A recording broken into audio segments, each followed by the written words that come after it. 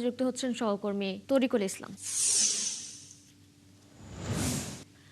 তরিকুল, সীমান্তের নিরাপত্তা নিয়ে কোনো ব্যবস্থা নেওয়া হয়েছে কিনা এবং এই লাইট চুরির বিষয়ে আইন শৃঙ্খলা বাহিনী কি বলছে?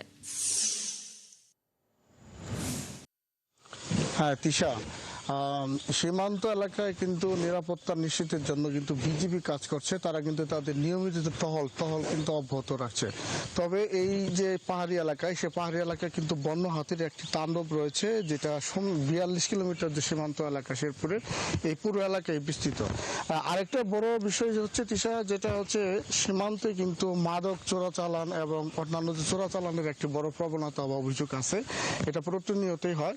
তো স্থানীয়দের যে অভিযোগ, এই চোরাচালান যারা করছে তারা রাতে এই অন্ধকার পরিবেশ তৈরি করার জন্যই কিন্তু এই সোলার ফেন্সিং এবং সোলার যে লাইটগুলো তারা কিন্তু বিকল করছে। এটা কিন্তু আসলে স্থানীয়দের অভিযোগ।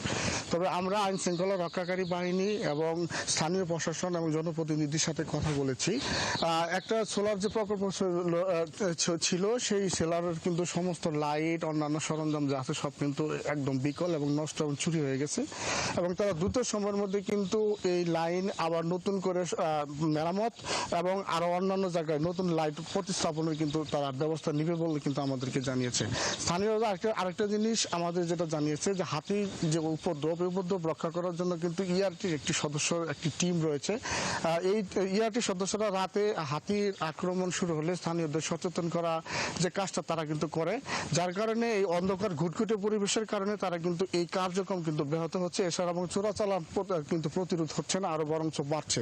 সেই সাথে বাড়ছে কিন্তু নিরাপত্তা ঝুঁকি, এবং রাতের যে সীমান্ত সড়ক, এই সীমান্ত সড়কে মানুষের যাতায়াতে কিন্তু নানা ধরনের দুর্ঘটনার অভিযোগ প্রতিনিয়তই আসছে।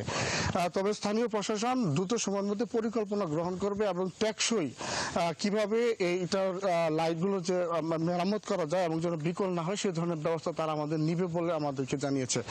দ্রুত সময়ের মধ্যে যদি সরকার এই পরিকল্পনা গ্রহণ করে, তারা সীমান্তবাসী কিন্তু যে দুর্ভোগ এবং নিরাপত্তা, এটা কিন্তু নিশ্চিত হবে বলে আমরা মনে করছি। তিশা, এই ছিল শেরপুর থেকে সীমান্ত সড়কের লাইট প্রতিস্থাপন এবং লাইটের যে দুর্ভোগ, সেই দুর্ভোগের সর্বশেষ চিত্র। ধন্যবাদ আপনাকে যুক্ত হওয়ার জন্য। দর্শক, শেরপুর থেকে যুক্ত ছিলেন সহকর্মী তারিকুল ইসলাম।